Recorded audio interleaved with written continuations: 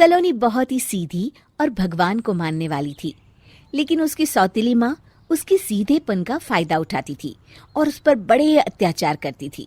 जरा सी चूक हो जाने पर उसकी खूब पिटाई करती। अरे सुनते हो, कोई लूला लंगड़ा देख इसकी शादी तय करो और इसे इस घर से बाहर का रास्ता दिखाओ। सलोनी के पिता जानते थे कि मीना एक चांडाल औरत है, इसलिए वो एक अच्छा घर देख सलोनी की शादी कर देते हैं। लेकिन वहां भी सलोनी से जलने वालों की कमी नहीं थी। सलोनी की ननद निकिता उसे बिल्कुल पसंद नहीं करती थी। सलोनी, बात तो सुनो जरा। जी कहिए। आज शाम को मेरे बॉस खाने पर आ रहे हैं। ध्यान रहे उनकी खातिरदारी में किसी प्रकार की कोई कमी नहीं होनी चाहिए। जी आपने कह दिया, बिल्कुल वैसा ही होगा। शाम को सलोनी जैसे ही गैस पर खाना चढ़ाकर वहां से जाती है अभी इसके खाने का स्वाद बढ़ाती हूँ। निकिता गैस की आंच तेज कर देती है। थोड़ी देर में देखते ही देखते सारा खाना जल जाता है और पूरे रसोई घर में चारों तरफ धुआं फैल जाता है। अब आएगा मजा। माँ जल्दी आओ, यहाँ देखो सलोनी ने किचन में आग लगा दी। अरे तेरा सत्यानाश हो, कल मुही तूने ये क्या कर दिया? सलोनी की सास उसे बहुत डांट फटकार लगाती है। तभी मोहन अपने बॉस के साथ घर में प्रवेश करता है।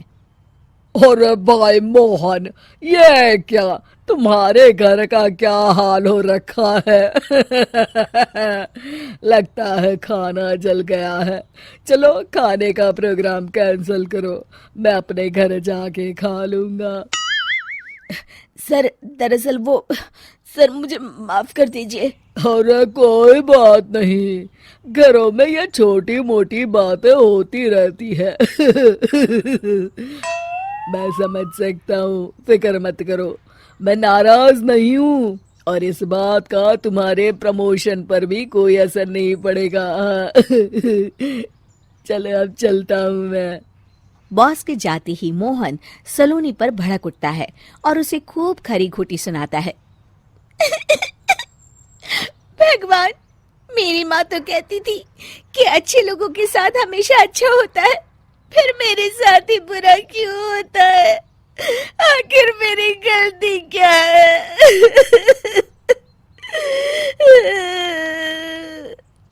तभी आकाशवाणी होती है।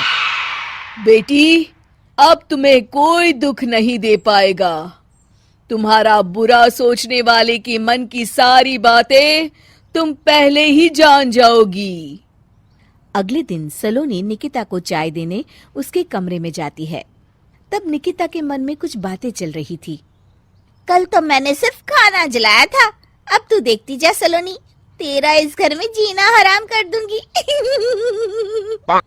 अच्छा, तो ये बात है, अब इसे सबक सिखाना ही पड़ेगा।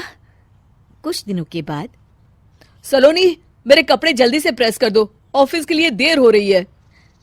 सलोनी मोहन के कपड़ों के पास प्रेस गर्म होने के लिए रख देती है और अपने कमरे में चली जाती है। तभी हॉल में निकिता आती है। सलोनी चुपके से उसे देख रही होती है। आज अगर मैंने ये कपड़े जला दिए तब तो पक्का मेरा भाई इस सलोनी की बच्ची को धक्के मार के घर से बाहर निकाल देगा। अरे तू क्या मुझे निकलवाएगी? महादेव है मेरे साथ। ठहर जा निकिता, आज तो तेरी खैर नहीं। सलोनी अपने पति मोहन को बुला लाती है और निकिता की सारी करतूत दिखाने लगती है। निकिता गर्म प्रेस मोहन के कपड़ों पर रखकर अपने कमरे में चली जाती है।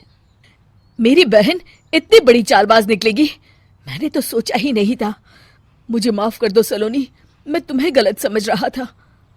मोहन निकिता को बुलाकर उसे खूब डांट फटकार लगाता है।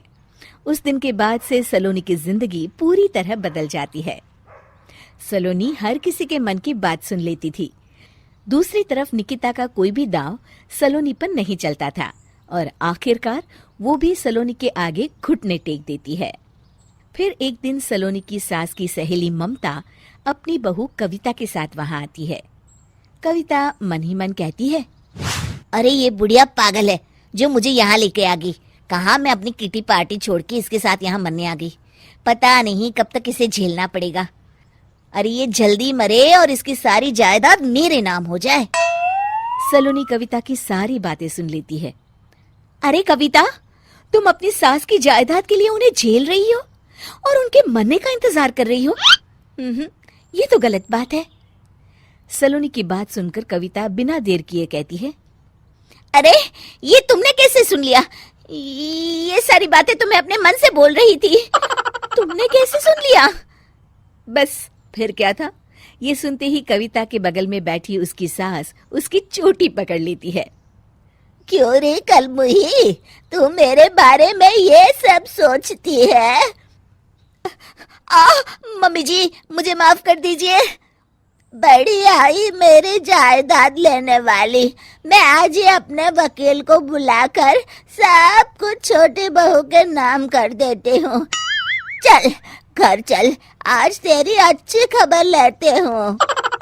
इस तरह सलोनी लोगों के मन की बातें सुन लेती थी, लेकिन धीरे धीरे सलोनी को एहसास होता है कि उसके आसपास के सारे लोग एक दिखावे की जिंदगी जीते हैं और सब एक दूसरे के बारे में बुरा ही सोचते हैं। हे भगवान, दुनिया में कैसे लोग हैं? सबके मन छल कपट से भरे हैं। मैं तो लोगों के मन की बातें सुन सुनकर तंग आ चुकी हूँ। मैं अपनी जिंदगी में अब बहुत खुश हूँ। अब आप मुझसे ये शक्ति वापस ले लीजिए भगवान।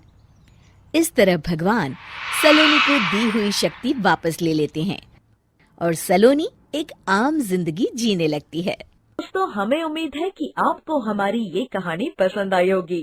कृपया हमारे चैनल को सब्सक्राइब करें और सभी अपडेट्स के लिए बेल आइकन जरूर दबाएं।